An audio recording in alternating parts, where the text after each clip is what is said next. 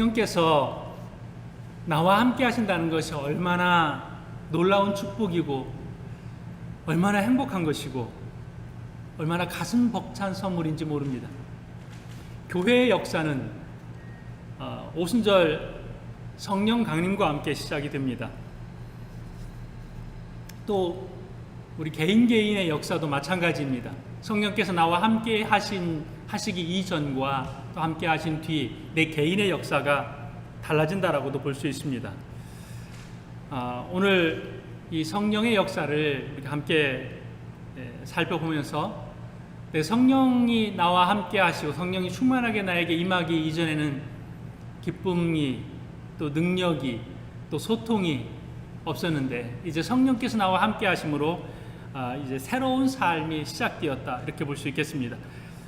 부활절이 지나고 50일이 되었을 때에 제자들은 마가의 다락방에 모여서 성령 충만의 체험을 하게 됩니다. 성령의 역사는 굉장히 다양합니다. 성령의 역사가 사도행전, 서신서 전체를 통하여서 굉장히 다양한 성령의 역사가 있습니다. 어떻게 보면 우리 삶의 전체 영역에 구석구석 성령께서 함께 하시고 도우시고 말씀하신다라고 보면 되겠습니다. 오늘 우리가 함께 살펴볼 성령의 역사는 다 살펴보는 것이 아니라 이 오순절 마가의 다락방에 강력하게 임하였던 그 성령의 역사를 세 가지 함께 살펴보고자 합니다.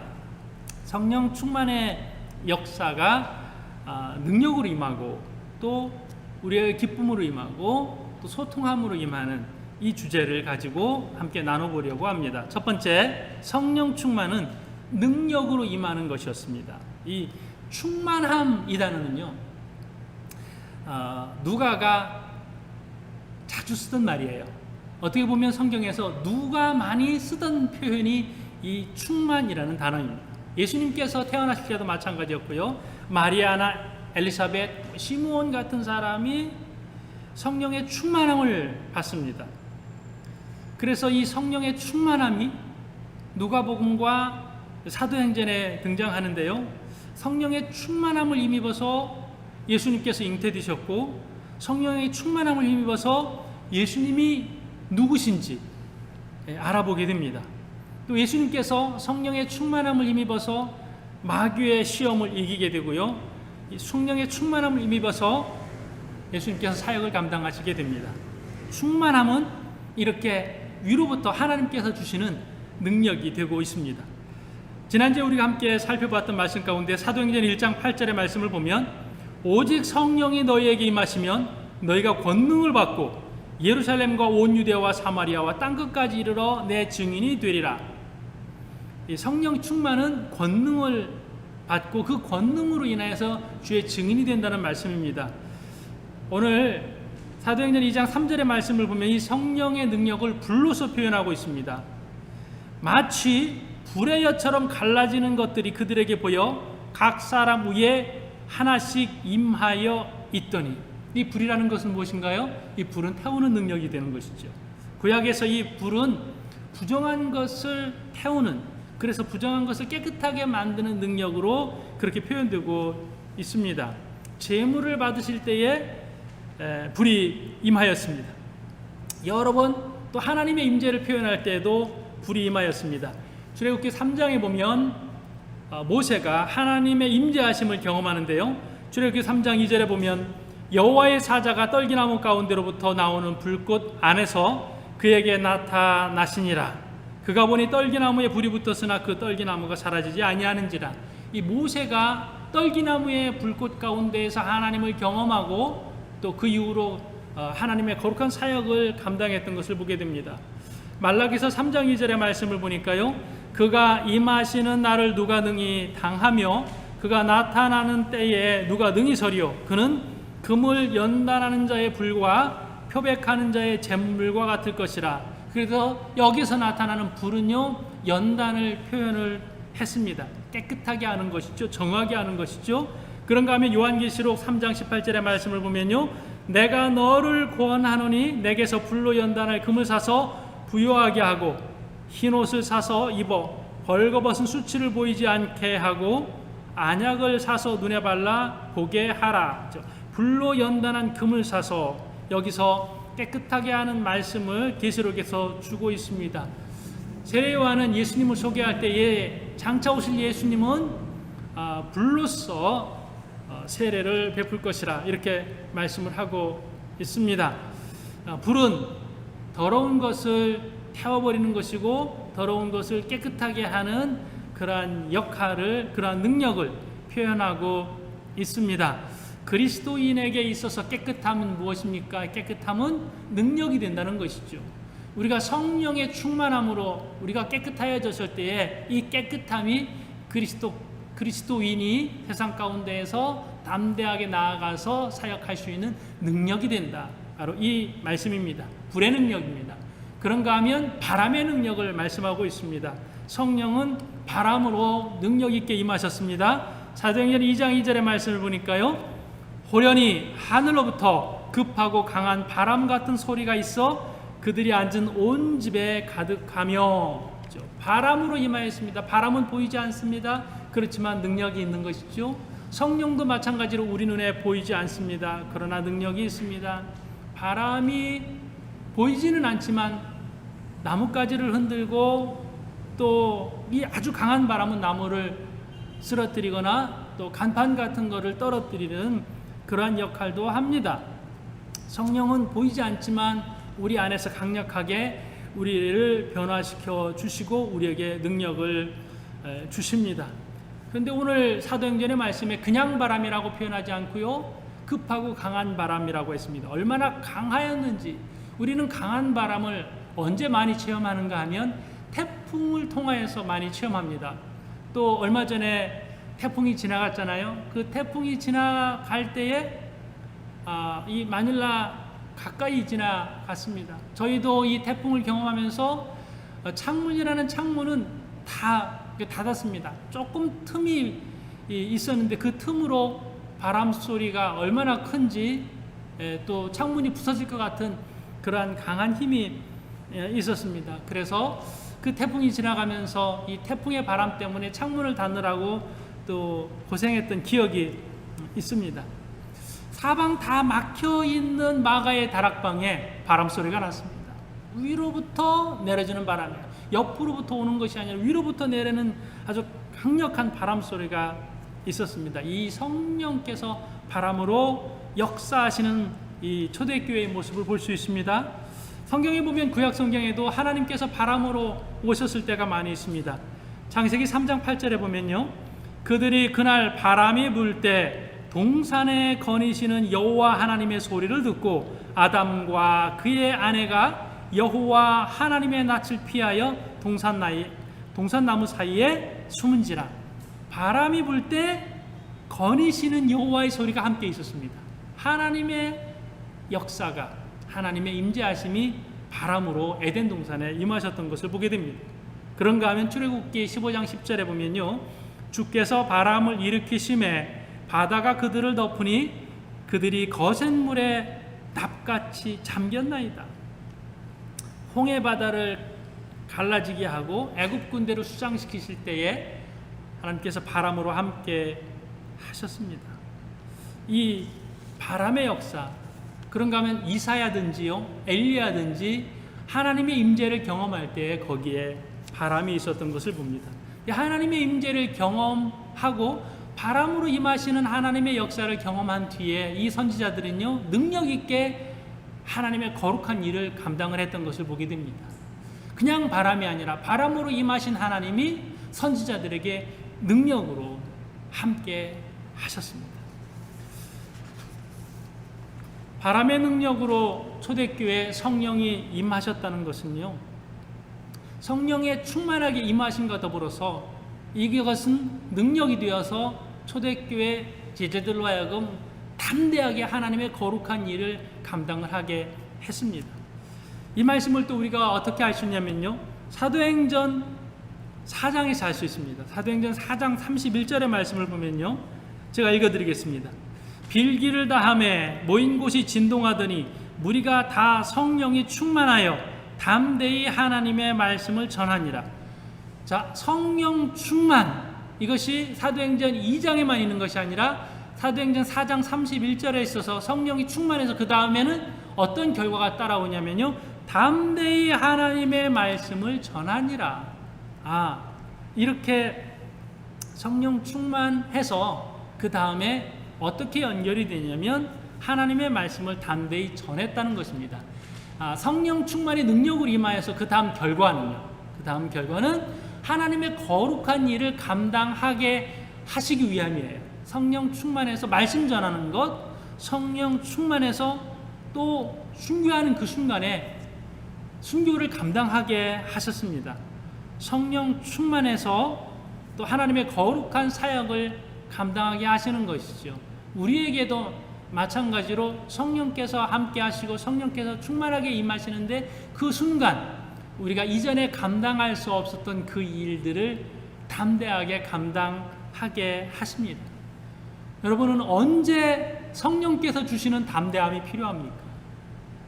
여러분 성령께서 주시는 그 담대함으로 어떤 일을 감당하기를 원하십니까?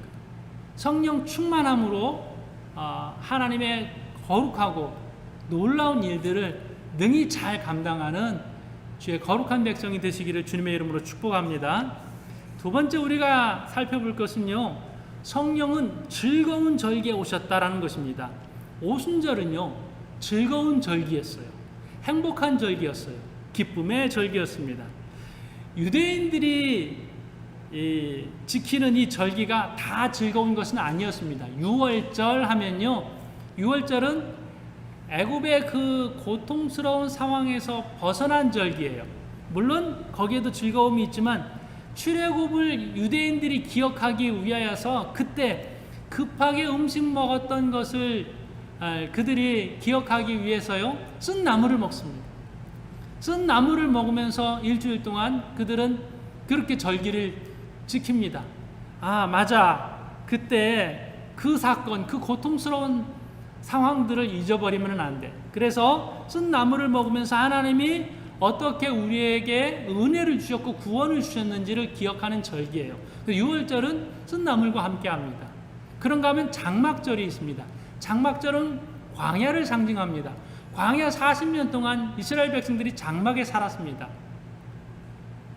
지금도 그 이후로 계속해서 유대인들은 장막절이 되면, 초막절이 되면 광야에서 혹은 광야로 갈 수 없으면 마당에서라도 장막을 치고 거기에서 생활을 합니다.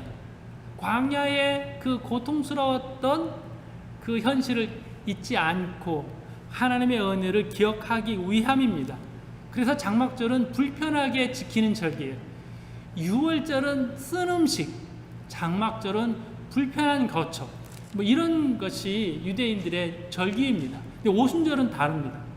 오순절은 시내산에서 하나님의 말씀을 받았던 그것을 기억하는 절기이기도 하고요. 또 처음 하나님께서 곡식을 주신 것을 기억하면서 하나님 앞에 감사의 제사를 드리는 이때가 오순절입니다. 유대인들이 오순절을 지킬 때는요, 축제로 지켰습니다. 올해도 우리에게 말씀 주셔서 감사합니다. 올해도 우리에게 곡식 주셔서 감사합니다. 이런 의미를 담아서 곡식을 하나님 앞에 드려가면서 감사하고 또 즐겁게 그렇게 지켰던 절기가 오순절입니다. 이 오순절에, 이 즐거운 절기에, 이 축제의 절기에 성령께서 오셨습니다. 저는 이 말씀을 그렇게 함께 적용을 했으면 좋겠습니다. 성령께서 우리에게 오신 것은 감사함이며 즐거움입니다. 성령께서 나와 함께 하신다는 것은 그 어떤 것보다도 기쁘고 감사할 것이다 라는 것입니다. 그래서 성령 충만은 기쁨 충만입니다. 성령 충만은 감사 충만입니다. 성령께서 나와 함께 하신다는 것이 얼마나 내게 기쁨이 되고 얼마나 감사함이 된다는 것, 이것을 꼭 기억하시면서 또 우리가 이후로도 계속해서 이 기쁨으로 성령 충만한 삶을 살아갈 수 있기를 주님의 이름으로 축복합니다. 또 세 번째로 우리가 함께 나눌 것은요, 성령은 소통케 하시는 영이다 라는 것입니다. 자, 2장 4절의 말씀을 함께 보겠습니다. 저희가 다 성령의 충만함을 받고 성령의 말하게 하심을 따라 다른 방언으로 말하기를 시작하니라. 성령 충만해서 방언을 말하는데요, 다른 방언으로 말했다라고 했습니다. 또 그 뒤에 우리 사람들이 다 같이 우리의 언어로 하나님의 큰 일을 말함을 듣는도다 했습니다. 그 이전까지는 소통이 잘 되지 않았는데 이제 성령께서 충만하게 임하시니까 말하는 사람의 소리를 지나가는 사람들이 다 자기들의 언어로 알아듣겠다는 것이죠. 자, 이 성령 충만해서 그들이 말한 것은 하나님의 역사죠. 하나님의 역사를 우리가 알아듣겠다라는 것이죠. 지나가는 사람들이 다 같이 우리가 하나님의 이 큰 일을 우리의 언어로 이제 알아듣겠다라고 해서 소통이 되었던 것입니다. 알아듣지 못하는 것은 무엇입니까? 알아듣지 못하는 것은 소통이 되지 않는다는 거예요. 어떤 장벽이 있다는 것이죠. 어떤 장벽이 있습니까? 문화적인 선입견 때문에 편견이 있어서, 어떤 고집이 있어서, 어떤 내 경험에 어떤 선인식이 있어서, 어떤 우월감이 있어서 이런 것이 장애가 되어서 사람 사이에서 소통이 되지 않습니다. 근데 소통이 되게 하는 것이 성령의 특징이다. 이 방언은 사도행전의 방언은 언어적인 소통이 되게 하는 방언이고요. 고린도전서 12장이나 14장에 보면 거기에도 방언이 나오는데 고린도전서에서 나오는 방언은 알아듣는 그런 방언이 아니라 못 알아듣는 방언이었습니다. 오직 하나님과만 소통하는 그런 방언이었고, 사도행전적 방언은 이렇게 알아듣는, 못 알아듣던 모든 사람까지도 잘 알아듣는 소통의 특징이 있는 그런 방언이었습니다. 그 이전까지는 어떠했습니까? 예수님께서 말씀하실 때도 제자들이 잘 못 알아듣는 말이 있었습니다. 예수님과 제자들 사이에서의 불통이 있었습니다. 어찌 이렇게 못 알아듣냐? 예수님께서도 답답해 하셨습니다. 대화가 통하지 않았던 것이죠. 이 불통은, 대화가 통하지 않는 것은 어디에서부터 시작되냐면요, 창세기 11장에 있는 바벨탑 사건에서부터 시작이 됩니다. 창세기 11장에 사람들이 교만하여서 바벨탑을 쌓아서 하늘에까지 올리려고 했습니다. 그때 하나님께서 언어를 혼잡하게 하셨고, 또 그때 이후로 사람들은 언어를 잃어버렸습니다.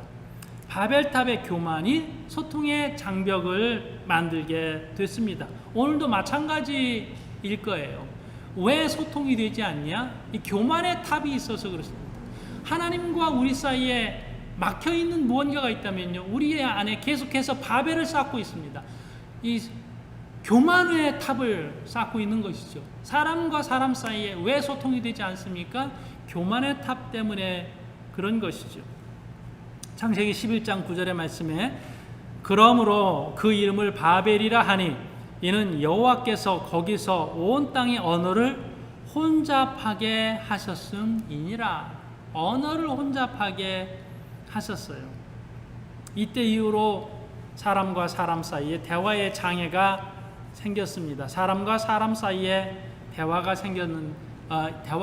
단절이 되었는데, 이제 성령께서 오심으로 단절됐던 대화의 소통이 이루어지게 됐습니다. 얼마나 감격스러운지, 얼마나 놀라운 은혜인지 모릅니다. 이제 성령이 충만하다는 것은요, 우리로 하여금 하나님으로부터 들려오는 데에 그 음성에 귀를 기울이고 하나님께서 이제 음성을 듣게 하십니다. 성령께서 우리에게 충만하게 임하셨다는 것은 그동안에 잘 들리지 않던 사람들의 소리, 사람들의 신음소리가 들리는 거예요. 우리 주변에는 고통받는 수많은 사람들이 있었는데 그동안에는 잘 거기에 눈길이 가지 않고 그들의 신음소리가 들리지 않았는데, 이 성령 충만하고 나니까 그들의 신음소리가, 그들의 아픔의 소리, 그들의 필요가 들려지게 된다라고 하는 것입니다. 그래서 성령 강림절은 감격스러운 날입니다. 하나님의 깊은 생각이 깨달아지고 사람들의 아픔의 소리가 들려지게 된다라고 하는 것입니다. 이렇게 성령께서 강력하게 직접 개입하셔서 소통을 이루어 주시고 방언으로 말하게 하셨습니다. 수많은 지역의 사람들의 그 지역명을요 그대로 사도행전에서 옮겨놓는 것을 보게 됩니다. 우리 어디서 왔냐?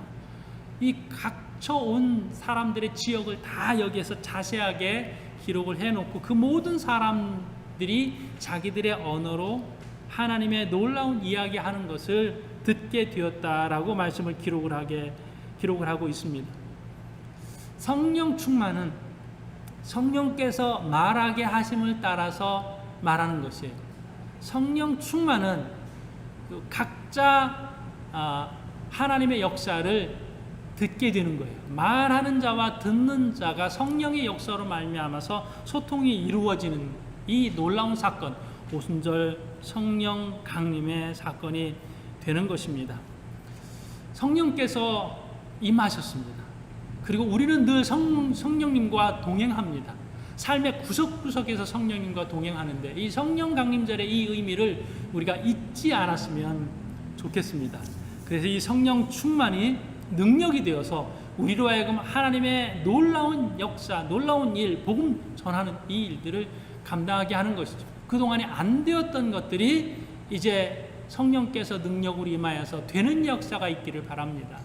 성령께서 충만하게 임하셔서 이제 그동안에 잃어버렸던 기쁨, 참된 기쁨을 회복하고 이 기쁨이 성령님과 교통하는 기쁨이 되실 수 있기를 바랍니다. 이 락다운 시대에 우리는 많은 부분들이 단절이 되었습니다. 그러나 성령의 역사는 이 단절을 뛰어넘습니다. 이 락다운을 뛰어넘습니다. 그래서 이전보다 또 새롭게 놀라운 소통의 역사가 이루어지는 것을 분명히 믿습니다. 성령의 이 놀라운 일들이 저와 여러분의 삶의 역사에서 그대로 이어질 수 있게 되기를 주님의 이름으로 축복합니다. 함께